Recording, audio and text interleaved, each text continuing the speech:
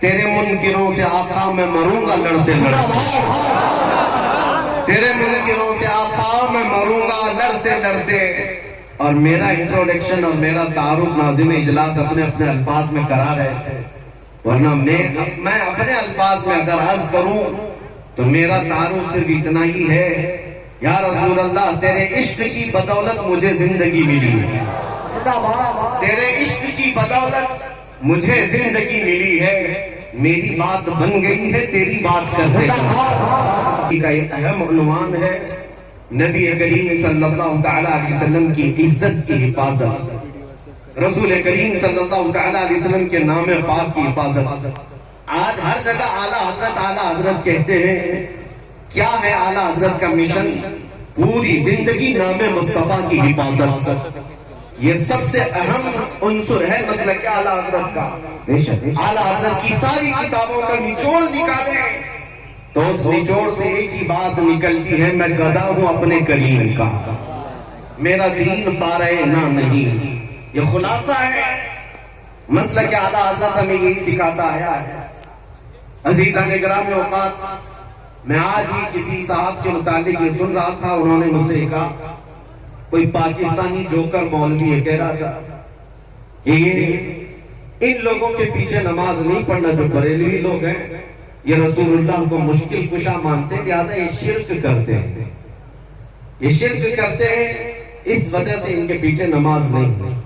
ایک طرف تو تم ہمیں مشرک کہتے ہو اور دوسری طرف اتحاد کا نعرہ بھی لگاتے ہو، پھر اگر ہم تمہارے پیچھے نماز نہ پڑھیں تو تمہیں درد کیوں ہوتا ہے، تکلیف کیوں ہوتی ہے؟ لیکن یہ جملہ مجھے بڑا سخت لگا کہ نبی پاک صلی اللہ تعالیٰ علیہ وسلم کو اگر آج کوئی مشکل کشا سمجھے، اپنی مشکلوں کا حل کرنے والا آقا سمجھے، تو یہ صاحب ہمیں مشرک قرار دیتے ہیں۔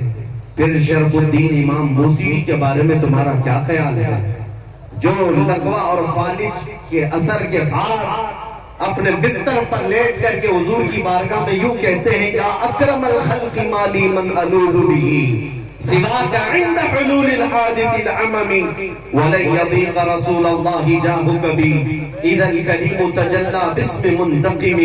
میں اسلاف کا عقیدہ بتا رہا ہوں سنیوں، شرف الدین امام بوسیری مصر کے رہنے والے، اسکندریہ میں آج بھی ان کا مزار پاک ہے۔ آپ سے تقریباً 7 صدیوں پہلے کی ایک بزرگ شخصیت کا ذکر ہے۔ ان کے جسم پر جب فالج کا اثر ہو گیا، پیرالائز، جانتے ہیں فالج کا اثر جب ہو جائے تو انسان چلنے پھرنے سے بھی عاجز ہو جائے، اٹھ پھر نہیں سکتا، علاج بہت کرایا حکیموں سے، شفا یابی نہیں ملی۔ پھر اخیر میں شرف الدین بوسیری نے قصیدہ لکھنا شروع کیا، مولا یا صلی وسلم دائما ابدا۔ یہ قصیدہ آج پوری دنیا میں مشہور ہے، اس کے 2 شعر آج بھی حضور کی جالیوں کے دروازے پر بھی لکھے ہوئے موجود ہیں۔ هو الحبیب الذی ترجا شفاعته لکل حول من الاقوال مقتحم۔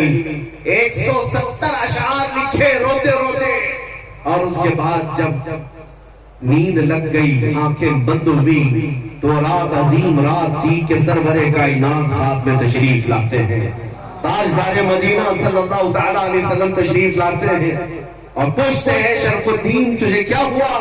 روتے ہوئے خواب میں عرض کیا کہ آقا مجھے فالج کا اثر ہوا، چلنے پھرنے سے عاجز ہو گیا ہوں، بستر پر رہتا ہوں اور لوگوں نے بھی ساتھ چھوڑ دیا ہے۔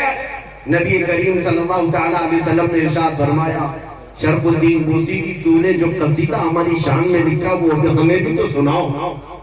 انہوں نے اپنا قصیدہ لکھا تھا، لیکن جو پہلا شعر ہے، پہلا مصرع، اس کا ایک ہی مصرع ان سے بن پایا تھا، دوسرا مصرع نہیں بنا تھا، مولا یصلی وسلم دائما ابدا، بس اتنا ہی مصرع بنا تھا، دوسرا نہیں تھا۔ وہ خواب میں میرے آقا کو سناتے رہے، مولا یصلی وسلم دائما ابدا، رک جاتے، نبی پاک نے ارشاد فرمایا، بوسیری اس کا اگلا مصرع میری جانب سے ہے، علی حبیبک خیر الخلق کلہم۔ اور اس کے بعد ان کے جسم پر اپنا ہاتھ پھیرا اور رات کو اپنی ایک چادر اٹھا کر شرف الدین بوسیری کو عطا کیا۔ خواب کی بات ہے، خواب کی بات ہے، اور نبی کریم صلی اللہ تعالیٰ علیہ وسلم کی وفات کے 700 سال بعد کا واقعہ ہے۔ حضور کے पर्दा फरमाने के 700 साल बाद का वाकया है। शरफुद्दीन बोसीरी कहते हैं सुबह जब मेरी आंख खुली पूरे घर में एक अजीब सी खुशबू महक रही थी, और जब मैं उठने की कोशिश किया तो देखा न मेरे हाथ में पालिश है न पैर में पालिश है, जिस्म सही सलामत है। ख्वाब की बात ख्वाब होती है, लेकिन शरफुद्दीन बोसीरी कहते हैं मेरा जिस्म भी सलामत था, और फिर मैं गौर से देखता हूँ तो मेरे बिस्तर पर रात को अता की भी मेरे मुस्तफा की चादर भी मौजूद थी। 700 साल बाद वो नबी मुश्किल कुशाई करते हैं। यही बुजुर्गों का अकीदा लेकर के बरेली के इमाम ने हमें अकीदा दिया था, उनके अपने पेट से लाया हुआ अकीदा नहीं है। बरेली का अकीदा वही है जो सहाबा का अकीदा था। एक सहाबिया अपने बेटे को लेकर के आई बारगाह मुस्तफा में, कहा या रसूल अल्लाह ये बोलता नहीं है, ये गूंगा है, बचपन से नहीं बोलता, इसके लिए कुछ फरमाए। 8 साल का हो गया, बोलने की ताकत नहीं है, अब दवा क्या की जाए? जिसकी जुबान चलती ही ना हो, पैदाइशी बोलता ना हो। नबी पाक के पास जब वो खातून आई, मेरे अजीजों आज उन लोगों से पूछो वो खातून क्यों रसूलुल्लाह के पास गई? अरे जुबान देना तो अल्लाह का काम है, कुव्वत गोयाई अल्लाह बनाता है। सहाबिया तो मुस्तफा के दरबार में आई है कि अकीदा देने के लिए, देता अल्लाह ही है, दरवाजा मुस्तफा का होता है, क्योंकि मेरे आका ने फरमाया है इन्नमा अना कासिमुन वल्लाहु युअती, अल्लाह देता है और मैं तकसीम करता हूँ। वो सहाबिया करीब आई हुजूर पाक सल्लल्लाहु अलैहि वसल्लम के पास अपना बेटा लेकर के, हुजूर ने क्या इलाज फरमाया? नबी करीम सल्लल्लाहु तआला अलैहि वसल्लम ने क्या इलाज फरमाया? कुछ नहीं, उस छोटे से नन्हे से बच्चे को करीब बुलाया और पूछा उस बच्चे से कि मन अना, बेटे ए लड़के बता मैं कौन हूँ? वो जो पैदाइशी गूंगा था वो बच्चा बोल पड़ा अशहदु अन्नका मुहम्मद रसूलुल्लाह, मैं गवाही देता हूँ कि आप मोहम्मद सल्लल्लाहु अलैहि वसल्लम अल्लाह के रसूल हैं। इसी अकीदे को हमारे इमाम ने फरमाया था कौन देता है देने को मुँह चाहिए, देने वाला है सच्चा हमारा नबी। और पहली का अकीदा यही है जिसको हम आशिकाने रसूल फॉलो करते हैं, चाहती हो नाफी हो तुम, वाफी हो काफी हो तुम, दर्द को कर दो दवा तुम पे करोड़ों दुरूद। या रसूल अल्लाह बेहुनरो बेतमीज किसको हुए हैं अजीज, एक तुम्हारे सिवा तुम पे करोड़ों दुरूद। गर्चे है बेहद कसूर तुम हो अफू गफूर, बख्श दो जुर्मों खता तुम पे करोड़ों दुरूद। खल्क के हाकिम हो तुम, रिज़्क के कासिम हो तुम, जो मिला तुमसे मिला तुम पे करोड़ों दुरूद। अज़ीज़ान इकराम वक़ात, आज बात मैं यहाँ से शुरू कर चुका हूँ और आपको ये बताना चाहता हूँ कि हमारी जिंदगी का अहम उन्वान है नाम मुस्तफा की इज्जत की हिफाजत। इकबाल ने कहा आबरूए मां ज़नाम मुस्तफा, हम सबकी इज्जत आबरू मुस्तफा के नाम से वाबस्ता है। हर शे दरी दुनिया बातें मुस्तफा, जो कुछ भी इस दुनिया में है वो मेरे मुस्तफा के बाद है। चाहे वो हमारी माँ हो, हमारा बाप हो, हमारा उस्ताद, हमारा पीर, दुनिया का कोई रिश्ता हो, जो भी होगा वो मेरे मुस्तफा के बाद। इस अकीदे के साथ आज हमें जीना है और शायद आज लोगों में इसी बात को लेकर के कुछ कमजोरियां आई हैं। आज जो दुनिया में हमारी आजमाइशों का दौर चल रहा है, खुसूसियत के साथ हमारे इस मुल्क में देखना हमारे हजारों मसाइल हैं, लेकिन सबसे ज्यादा छेड़खानी जिस मसले से होती है वो नामूस रिसालत का मसला, मेरे मुस्तफा की इज्जत का मसला है। उसकी वजह यह है कि ये जालिम जानते हैं मुसलमान के लिए जान से भी बढ़कर के कोई चीज है तो नबी पाक की इज्जत का मसला। और इस पर अगर मुसलमानों में ठंडी देखने को मिली, अगर मुसलमानों के दरमियान खामोशी देखने को मिली, तो दुनिया ये समझ जाती है कि अब ये कौम मुर्दा हो चुकी है, इनके अंदर अब जिंदगी बाकी नहीं रह गई, ये फिर हमारा चीर फाड़ और ऑपरेशन शुरू कर देते हैं। लेकिन आज मुझे ये एहसास है, मैं आपको एक मिसाल के जरिए से बताऊं। एक डॉक्टर जब ऑपरेशन थिएटर में किसी को ले जाता है, इंजेक्शन देता है, सुन होने का बेहोशी का इंजेक्शन देता है, या गोली के जरिए से या दवा के जरिए से बेहोश करे, اب بندہ بے ہوش ہوا ہے یا نہیں کیسے پہچانا جائے؟ اس کو چونٹی کاٹ کر کے دیکھو، کینچی مار کر کے دیکھو، یا اس کا کان کھینچ کر کے دیکھو، اگر حرکت نہیں کر رہا ہے اس کا مطلب ہے بے ہوش ہو گیا ہے۔ ہمارا چونٹی کاٹنا اس کو پتہ نہیں چل پا رہا، ہمارا اسے ہلانا پتہ نہیں چل پا رہا ہے، اس کا مطلب ہے بے ہوش ہو گیا ہے۔ اب اس کے بعد دوسرا پروگرام شروع ہوتا ہے، کاٹو اس کو، پھاڑو چیرو، جو کچھ کرنا ہے کرو، جب بے ہوش ہو۔ اسی طرح سے ان ظالموں نے امت مصطفیٰ کو بے ہوش کرنے کے لیے کئی سالوں سے ایک پلان چلا رکھا ہے، مسلسل تمہیں دنیاوی عیاشیوں میں اس طرح مبتلا کر رکھا ہے کہ ہماری قوم میں سب سے زیادہ نشے کو تقسیم کر رکھا ہے۔ ہر جگہ ہر محلہ ہمارا نشہ سے لبریز ہے۔ ہمارے نوجوانوں میں ایڈکشن، خاص طور پر کئی خطرناک قسم کے نشوں میں مبتلا ہے۔ پورے ہندوستان کی بات کر رہا ہوں، تمہیں نشہ دے دے کر کے سن کیا جا رہا تھا، اور اس نشہ سے اگر پاگل نہیں ہوا، جو ہیروئن ہے، کوکین ہے، افیون ہے، چرس، گانجا، بھنگ، تو پھر دوسرا نشہ انٹرنیٹ کا دیا گیا۔ انٹرنیٹ کا بھی ایک نشہ ہے جس کے ذریعے سے تمہاری حالت ایسی ہے کہ 5 منٹ موبائل کو چھوڑے نہیں رہ سکتے۔ سوشل سائٹس پر آج ایک سروے کے مطابق 24 گھنٹوں میں سے کچھ لوگ 18 گھنٹے استعمال کرتے ہیں۔ اس کا مطلب ہوا کہ پورا سونے کے علاوہ سارا کام تمہارا موبائل ہے۔ یہ نشہ ہے اور چھوٹنے والا نہیں ہے جلدی۔ یہ نشہ کیوں دیا گیا کہ تم عاری ہو جاؤ، تم سب کے سب ایسے بے ہوش ہو جاؤ کہ اب تمہیں کسی بات کا احساس نہ ہو۔ اب ٹرائل کا وقت آیا، 10 سال سے نشہ دیا جانے لگا، اب چیک کرنے کا وقت ہے کہ دیکھا جائے کہ بے ہوش ہے یا ہوش میں۔ اب چیک کرنے کا طریقہ کیا ہے؟ اب چونٹی کاٹ کر کے نہیں چیک کرتے، بلکہ اسلام، قرآن اور ذات مصطفیٰ کی توہین کر کے چیک کیا جاتا ہے کہ یہ ہوش میں ہے یا بے ہوش ہو چکے ہیں۔ اب یہ سلسلہ شروع کیا گیا۔ آپ کیا سمجھتے ہیں؟ کسی ایک کتے کو اٹھا کر کے بھونکنے پر وہ لا کر کھڑا کرتے ہیں تو کیا اس کے اکیلے کی طاقت ہوتی ہے؟ یہ کوفے میں بیٹھے ہوئے بھیڑیوں کی اتنی طاقت نہیں ہوتی ہے۔ حکومت کی سپورٹ کے ساتھ بڑی بڑی لابیاں ان کے پیچھے، ایجنسیاں ان کے پیچھے ایک گستاخی کرنے کے لیے خریدے جاتے ہیں اور لا کر کھڑے کیے جاتے ہیں، صرف یہ ٹیسٹ کرنے کے لیے کروڑوں مسلمان ہمارے دیے ہوئے نشے میں مدہوش ہو گئے یا ابھی بھی زندہ ہیں۔ عربوں کو دیکھا، عرب سو گئے۔ عربوں میں اب کوئی ہوش نہیں ہے، وہاں کوئی گستاخی کرے نہ کرے انہیں کوئی فرق نہیں پڑتا۔ ان کے پڑوسی ملک فلسطین کو خون میں نہلا دیا جائے انہیں پتہ نہیں چلتا۔ شام تباہ ہو جائے، یمن برباد ہو جائے، عراق ٹوٹ جائے، جل جائے، عربوں کے کانوں میں جوں تک نہیں رہتی۔ ان کو ایسا نشہ دیا گیا ہے وہ اٹھ نہیں پاتے۔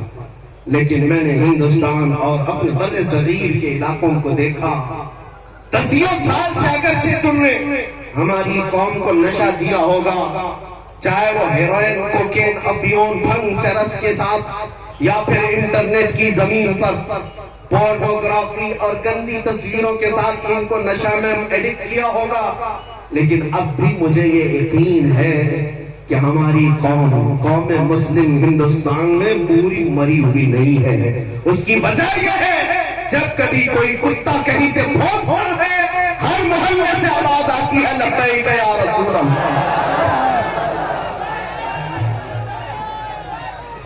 یہ تمہارا لبیک کا نعرہ لگانا اس بات کی علامت ہے کہ یہ قوم ابھی مردہ نہیں ہے، ابھی زندہ ہے۔ مجھے وہ بات بار بار کہنے پر فخر ہوتا ہے، ممبئی کی سرزمین سے 2 سال قبل جب ایک کتا بھونک رہا تھا، ہم نے اس سے کہا تھا ہم دلی آتے ہیں اور آ کر کے تمہارے ساتھ مقابلہ کریں گے، یہ ہمارے جذبات تھے۔ لیکن آپ کو میں بتاؤں، رمضان کا موسم ہے، لاک ڈاؤن چل رہا ہے اور اس وقت لوگ باہر آنا جانا بہت کم رکھتے تھے۔ میں اتر کر کے اپنے آفس سے جا رہا ہوں، ایک نوجوان میرے پاس آیا، ہپی کٹ ہے، بالوں بالوں میں ڈیزائن ہے, داڑھی میں بھی ڈیزائن ہے, کئی بالیاں پہنا پھٹی جینز ہے, مکمل ایک آوارگی کی شکل ہے. قریب آیا, ہاتھ پکڑ لیا, کہا مفتی صاحب آپ سے تھوڑی سی بات کرنی ہے. میں نے کہا کیا بات ہے؟ کہا سنا ہے ابھی ابھی آپ دلی جانے کی بات کر رہے ہیں. میں اوپر سے نیچے دیکھتا رہا, کہا ہاں آپ نے سنا ہے تو صحیح سنا ہوگا. کہا میں نے سنا ہے کہ کوئی حضور صلی اللہ علیہ وسلم کی شان میں گستاخی کیا ہے اور اس کتے کو جواب دینے کے لیے آپ دلی جا رہے ہیں اور آگ میں کودنے کی بات کر رہے ہیں. میں نے کہا ہاں تجھے اس سے کیا لینا دینا ہے, تو کیوں اس بات کو پوچھ رہا ہے؟ وہ نوجوان بظاہر آوارہ تھا, بظاہر بدماشوں کی شکل اپنایا تھا, لیکن اس نے میرا ہاتھ پکڑ کر کہا آپ نہیں جائیں گے جب تک میں زندہ ہوں, پہلے مجھے آگ میں کودنے دیا جائے. میری آنکھوں سے اس وقت آنسو آئے. بارگاہ مصطفیٰ میں میں نے یہی عرض کیا تھا, یا رسول اللہ آپ کی امت گنہگار تو ہو گئی لیکن غدار نہیں ہے.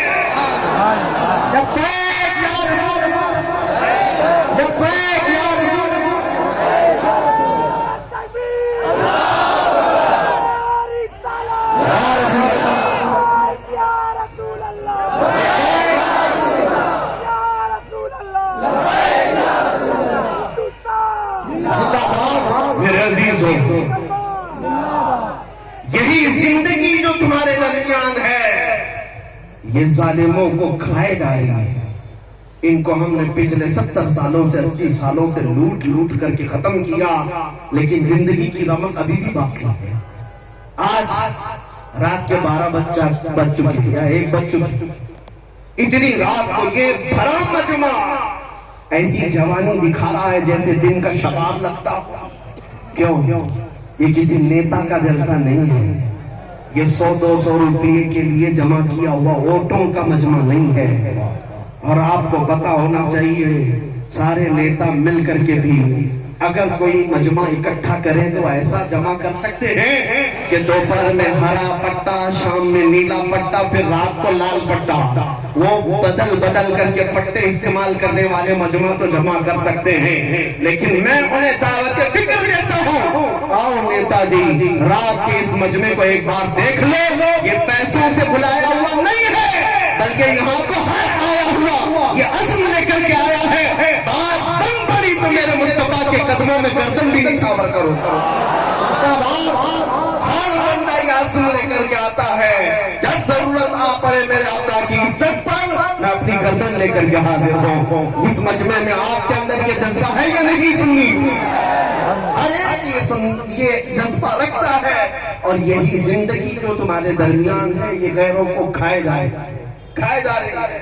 آپ نے کبھی محسوس کیا یہ سپریم کورٹ کے ریٹائرڈ ججوں کی سروے رپورٹ ہے, Sri Krishna report, Sachar committee report, کئی رپورٹیں ہیں جو مسلمانوں کے حالات ظاہر پر بنی ہوئی. ہندوستان میں مسلمانوں کے حالات کیا ہیں؟ توجہ, رپورٹوں میں یہ کہا گیا ہے کہ یہ قوم اتنی بیکورڈ ہو گئی ہے, دلت سماج سے بھی نیچے کی زندگی گزار رہی ہے. ان کے اندر ایجوکیشن 2.5% رہ گیا ہے, یعنی 100 میں سے صرف 2.5 لوگ پڑھے لکھے ہیں. یہ سب رپورٹنگ کی ہے, پڑھے لکھے نہیں ہیں, ان کے اندر سیاست کا شعور نہیں ہے, کہیں پر بھی چلے جاتے ہیں. رپورٹ میں یہ بھی ہے غریبی کی سطح سے نیچے کی زندگی گزار رہے ہیں. رپورٹ میں یہ بھی ہے کہ سب سے زیادہ کم جاب میں یہی لوگ ہیں, ڈپارٹمنٹ میں عہدے میں ان کا کوئی نمائندہ زیادہ نہیں ہے, ان کی قیادت بھی نہیں ہے کہ کسی ایک پر متفق ہوتے ہیں. ساری رپورٹیں موجود ہیں, ہم نے بھی دیکھا, سروے کو دیکھا. یہ قوم اتنی کمزور ہے, 14% ہے اور ٹوٹی بکھری ہوئی ہے. ایجوکیشن کی کمی ہے, سیاست کی کمی ہے, اقتدار میں نہیں ہے, عہدوں میں نہیں ہے, قیادت مفقود ہے.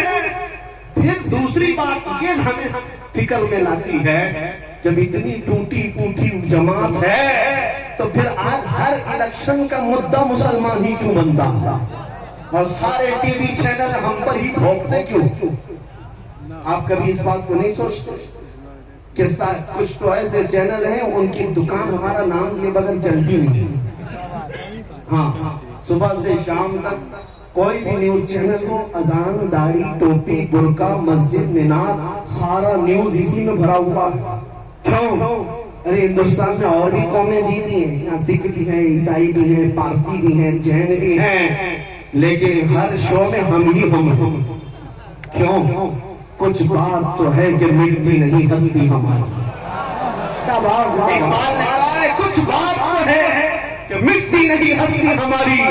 صدیوں رہا ہے دشمن دورے زمین ہمارا، توحید کی امانت سینوں میں ہے ہمارے. آسان نہیں مٹانا نام و نشان ہمارا. یونان و مصر و روما سب مٹ گئے جہاں سے، باقی مگر ہے اب تک نام و نشان ہمارا. کیوں؟ کس وجہ سے ہم سارے ڈیبیٹ کا مدعا بنتے ہیں؟ ساری جگہ پر ہاٹ ٹاپک کون ہے؟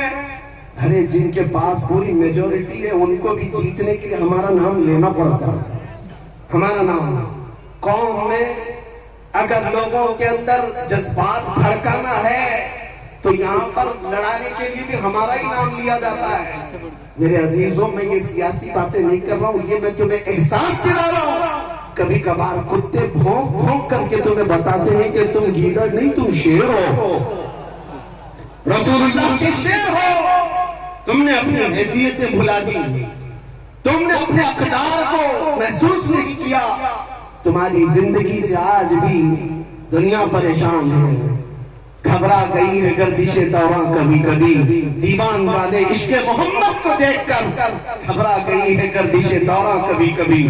عزیزان گرامی اوقات یہ تمہاری زندگی کی رمق دمق جو آج بھی باقی ہے، میں محسوس کرتا ہوں سب کچھ لٹ گیا ہوگا، لیکن سب سے بڑی دولت جو عشق مصطفیٰ ہے وہ آج بھی تمہارے سینوں میں موجود ہے.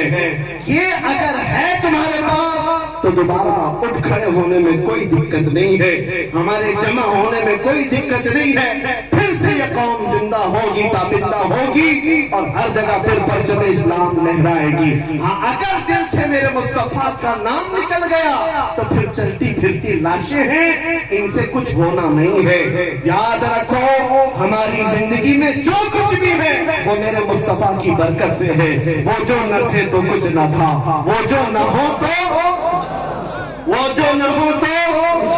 ہر سنی جانتا ہے وہ جو نہ ہو تو کہاں پر ہماری زندگی میں بھی وہ جو نہ ہو تو ہماری ہر چیز میں وہ جو نہ ہو تو ارے قبر میں بھی جاؤ گے